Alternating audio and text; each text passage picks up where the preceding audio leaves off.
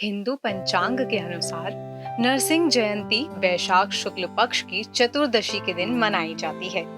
इस साल यह जयंती 14 मई को मनाई जाएगी। भगवान नरसिंह का संबंध हमेशा से ही शक्ति और विजय से रहा है। मान्यताओं और धार्मिक ग्रंथों के अनुसार इसी दिन भगवान विष्णु ने नरसिंह के रूप में अवतार लिया था और हिरण्यकश्यप का वध कर धर्म की स्थापना की थी। इसलिए इस दिन को पूरे देश में बहुत उत्साह के साथ मनाया जाता है। ऐसे में आने वाली नरसिंह जयंती के अवसर पर चलिए जानते हैं इस कथा से जुड़ा वो रोचक तथ्य जिसके तार न सिर्फ श्री हरि नारायण की भक्ति और छल दोनों से ही जुड़े हैं। लेकिन उससे पहले अगर आपने हमारा चैनल न्यूज नेशन श्रद्धा अभी तक सब्सक्राइब नहीं किया है तो अभी ही कर लें। इसके साथ ही बेल आइकन प्रेस करना ना भूलें ताकि जब भी कोई नया वीडियो आए तो आपको तुरंत नोटिफिकेशन मिले। भगवान नरसिंह भगवान विष्णु के प्रमुख अवतारों में से एक हैं। भगवान नरसिंह आधे मानव और आधे सिंह हैं। उन्होंने इस रूप में हिरण्यकश्यप का वध किया था। भगवान विष्णु के इस अवतार का वर्णन कई धार्मिक ग्रंथों में किया गया है। हिंदू पौराणिक कथाओं के अनुसार प्राचीन काल में कश्यप नाम के एक संत थे जिनकी एक पत्नी थी जिनका नाम दिति था। उनके दो पुत्र थे जो हिरण्याक्ष और हिरण्यकश्यप के नाम से जाने जाते थे।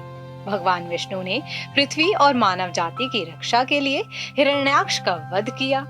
हिरण्यकश्यप अपने भाई की मृत्यु को सहन नहीं कर सका और उसने भगवान विष्णु से बदला लेने की ठान ली, जिसके लिए हिरण्यकश्यप ने कठोर तपस्या कर भगवान ब्रह्मा को प्रसन्न किया और उनसे ऐसा वरदान मांगा जिसने समस्त सृष्टि को कांपने पर विवश कर दिया। हिरण्यकश्यप ने ब्रह्मदेव से वरदान मांगा कि न उसकी मृत्यु आकाश में हो, न धरती पर और न ही जल में। न वो अस्त्र से मरे, न शस्त्र से और न ही किसी दैवीय शक्ति से। न उसे देवता मार सके, न ही मनुष्य और न ही कोई पशु। न वो घर के बाहर मरे, न घर के अंदर। न वो दिन में मरे, न रात को।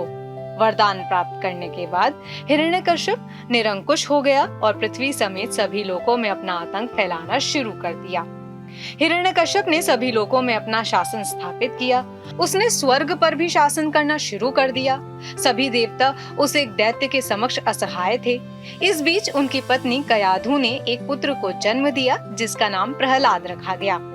राक्षस कुल में जन्म लेने के बाद भी प्रहलाद दैत्य स्वभावी नहीं थे, बल्कि वो एक महान विष्णु भक्त निकले। प्रहलाद पूरी तरह से भगवान नारायण को समर्पित थे।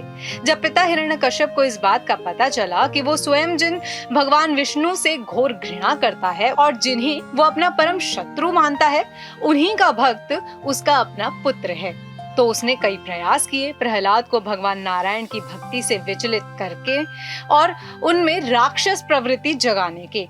लेकिन उसके सभी प्रयास विफल रहे और प्रहलाद भगवान नारायण के प्रति और भी अधिक समर्पित होते चले गए। जिसके बाद क्रोध स्वरूप हिरण्यकश्यप ने अपने पुत्र प्रहलाद को मृत्यु के घाट उतारने के भी कई प्रयास किए, लेकिन हमेशा प्रहलाद को उनकी सच्ची विष्णु भक्ति ने बचाया और पिता हिरण्यकश्यप के अत्याचारों का सामना करने का उन्हें साहस प्रदान किया। एक बार क्रोधवश हिरण्यकश्यप ने अपनी बहन होलिका के साथ मिलकर एक योजना बनाई और अपने पुत्र को चिता पर जीवित जलाने का प्रयास भी किया। होलिका को अग्नि से न जलने का वरदान प्राप्त था। इसी वरदान का दुरुपयोग करते हुए प्रहलाद की बुआ और उनके पिता ने उस योजना को सफल बनाने की ठानी। उसने प्रहलाद को अपनी बहन होलिका के गोद में आग में बिठाया, लेकिन प्रहलाद की विष्णु भक्ति ने उन्हें फिर से बचा लिया और गोद में बैठे होने के बाद भी होलिका जिंदा जल गई और प्रहलाद का बाल तक बांका नहीं हुआ। यह देख जहां एक और हिरण्यकश्यप का क्रोध अपने चरम पर पहुंच गया, वहीं दूसरी ओर उसकी प्रजा में विष्णु भक्ति का भाव जागा और सारी प्रजा नारायण नाम जाप में लीन हो गई। यह देख हिरण्यकश्यप ने अपने पुत्र को मारने की अंतिम और अत्यंत घातक योजना बनाई, जिसके तहत उसने प्रहलाद को दरबार में एक खंबे से बांध दिया और भगवान विष्णु का उपहास उड़ाते हुए प्रहलाद से उनके बारे में पूछने लगा। हिरण्यकश्यप ने अपने पुत्र से अपने भगवान अर्थात नारायण को सामने बुलाने के लिए कहा, जिसके बाद प्रहलाद ने उत्तर दिया कि भगवान हर जगह मौजूद हैं और हर चीज में निवास करते हैं। यह सुनकर हिरण्यकश्यप ने प्रहलाद से पूछा कि क्या उसका भगवान एक स्तंभ में रहता है, जिस पर प्रहलाद ने उत्तर दिया हाँ। यह सुनकर हिरण्यकश्यप ने स्तंभ पर हमला किया और भगवान नरसिंह उनके सामने प्रकट हुए। भगवान नरसिंह का स्वरूप देख, जो कि आधा नर और आधा सिंह का था, हिरण्यकश्यप डर के मारे कांपने लगा। भगवान नरसिंह ने ब्रह्मदेव के वरदान का मान रखते हुए हिरण्यकश्यप का वध किया।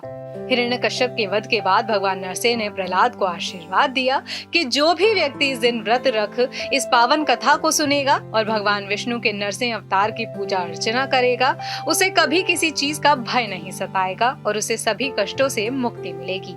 इसके अलावा नरसिंह भगवान की पूजा से ऊपरी बाधाओं और शत्रुओं का भी नाश होगा और तभी से इस दिन को नरसिंह जयंती के रूप में मनाया जाने लगा। फिलहाल के लिए इतना ही। आपको हमारा यह वीडियो कैसा लगा और आप कौन से टॉपिक पर वीडियो देखना चाहते हैं, हमें कमेंट करके जरूर बताएं। इसके साथ ही हमारे चैनल को सब्सक्राइब करना ना भूलें।